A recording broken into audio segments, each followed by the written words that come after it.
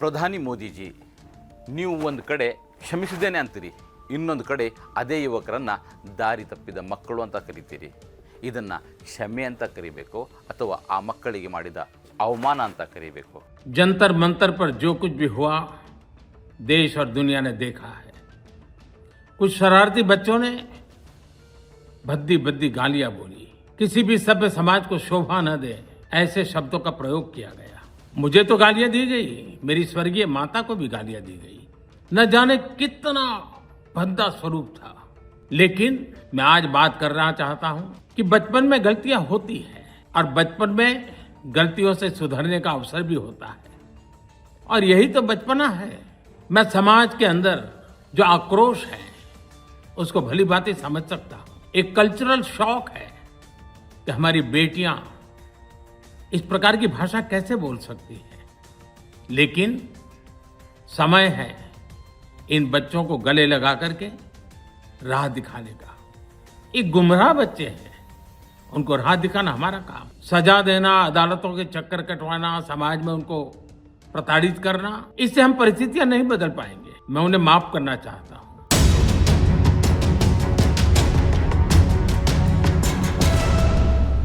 ಪ್ರಧಾನಿ ಮೋದಿಜಿ, ಆ ಯುವಕರು ದಾರಿ ತಪ್ಪಿದವರಲ್ಲ, ತಮ್ಮ ಭವಿಷ್ಯಕ್ಕಾಗಿ ಸರಿಯಾದ ದಾರಿಯಲ್ಲೇ ನ್ಯಾಯ ಕೇಳಲಿಕ್ಕೆ ಬಂದವರು.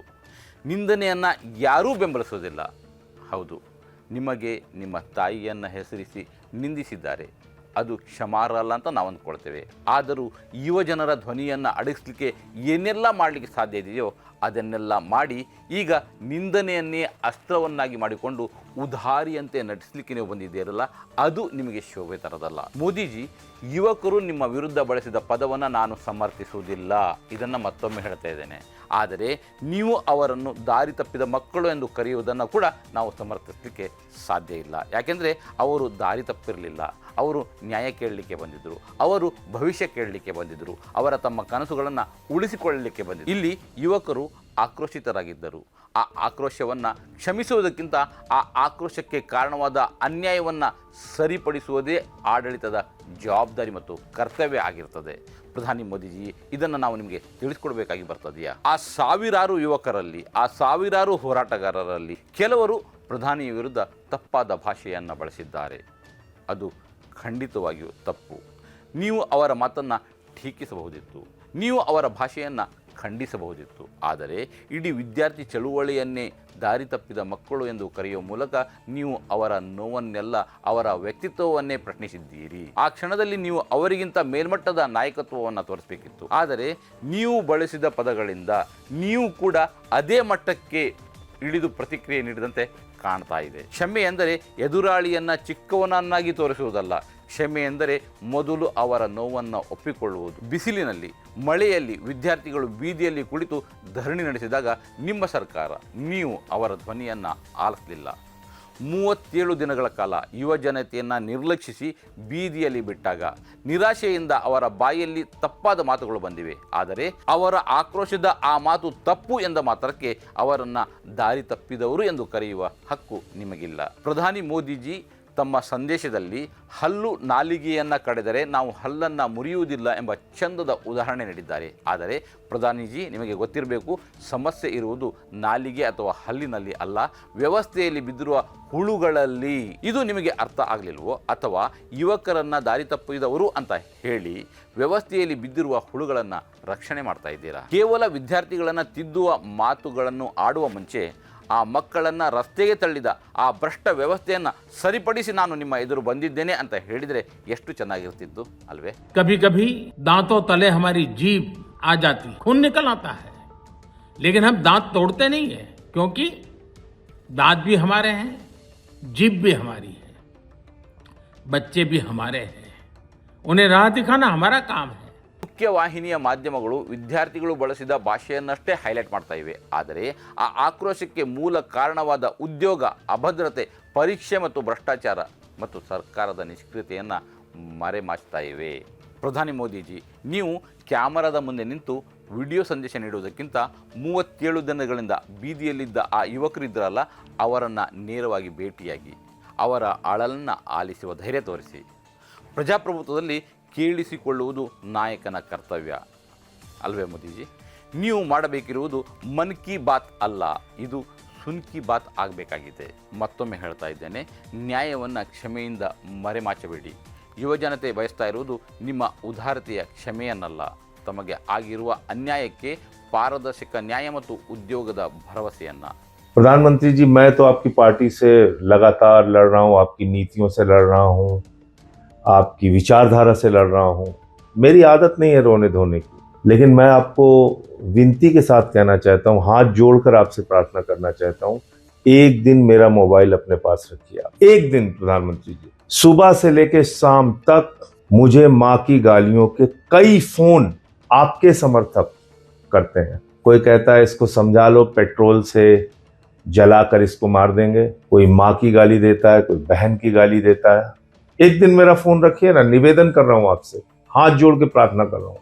शर्म आएगी आप. कैसा समाज आपने बनाया प्रधानमंत्री. पूरे देश की मानसिकता को आपने दूषित कर दिया है. मैं कोई ट्वीट करता हूँ, उसके नीचे इतनी भद्दी भद्दी टिप्पणियां, लाखों गालियां. आज तक अगर मेरे सारे ट्वीट उठा लिए जाए और उसके नीचे की गालियां उठा ली जाए जो आपके समर्थक, आपके लोगों ने दी हैं, लाखों लाख गालियां दी हैं, माँ की, बहन की गालियां. मेरी आदत नहीं है रोने धोने की, आपकी आदत है. आपको कुछ भी होता है आप उसको कैश कराने के चक्कर में लग जाते हैं. आपने ये नफरत के बीज हिंदुस्तान में बोए हैं मोदी जी, ये पाप आपने किया है. आपको याद है आपने मुजरा शब्द का इस्तेमाल किया था लोकसभा के चुनाव में, आप भूल गए. जो राजनीतिक दलों में काम करने वाली बेटियां हैं, आप उनके लिए मुजरा शब्द का इस्तेमाल करते हैं. प्रधानमंत्री जी, आप देश के प्रधानमंत्री हैं, आज आप उपदेश दे रहे हैं. आपको शर्म नहीं आती. आपने इतना दूषित समाज पैदा कर दिया. राष्ट्रपिता महात्मा गांधी को मां की गालियां देते हैं आपके लोग. भारत के राष्ट्रपिता महात्मा गांधी अहिंसा के पुजारी को आप बात करेंगे. मैंने 2-3 वीडियो डाला है आपकी पार्टी के लोगों को, लोगों से जुड़े हुए. कोई प्रवक्ता हैं, कोई कुछ हैं, कैसी कैसी गालियां देते हैं आप देखिए. कत्लेआम कराने की बात करते हैं, दंगे कराने की. आप तो खुद कपड़े से पहचान लेने की बात करते हैं प्रधानमंत्री जी. याद है आपको विदेश सचिव, उसकी बेटी को गाली दिया आपके लोगों ने. देश के मुख्य न्यायाधीश के ऊपर जूते चप्पल फेंके गए और उसके समर्थन में, चप्पल फेंकने वाले के समर्थन में आपके लोग आए. देश के चीफ जस्टिस को मां बहन की गालियां दी गई आपके लोगों के द्वारा. आपकी मां को गाली दी गई, कोई उसका समर्थन नहीं करता. बहुत बुरी बात है. आपके लोग इतनी गालियां देते हैं, इतनी भद्दी भद्दी गालियां देते हैं. इसीलिए मैं आपकी पार्टी के बारे में कहता हूं कि जब भाषा पे उपदेश भाजपा ही देते हैं तो ऐसा लगता है ओसामा बिन लादेन अहिंसा पे उपदेश दे रहा है. हमारी माँ को गालियां दी जाती हैं दिन रात, वो उसका कष्ट हमें नहीं होता. मैं ये कहना भी नहीं चाह रहा था, लेकिन आज आप चूंकि ये वीडियो बना के आप फिर से एक बार सिंपैथी लूटने का प्रयास कर रहे हैं, जो इसलिए बोलना पड़ रहा है. प्रधानमंत्री जी, दूसरे की माँ बहनों बेटियों का भी ख्याल रखें. और ये जो मुजरा उजरा आप बोलते हैं ना, ये सब बंद कर दीजिए. अच्छी चीज नहीं है. ವೀಕ್ಷಕರೇ, ಈ ವಿಷಯದಲ್ಲಿ ನಿಮ್ಮ ಅಭಿಪ್ರಾಯವನ್ನು ಪ್ರಧಾನಿಯವರು ಕ್ಷಮಾಪಣೆ ಕೇಳಿದ್ದಾರೆ, ಸಂದೇಶ ನೀಡಿದ್ದಾರೆ.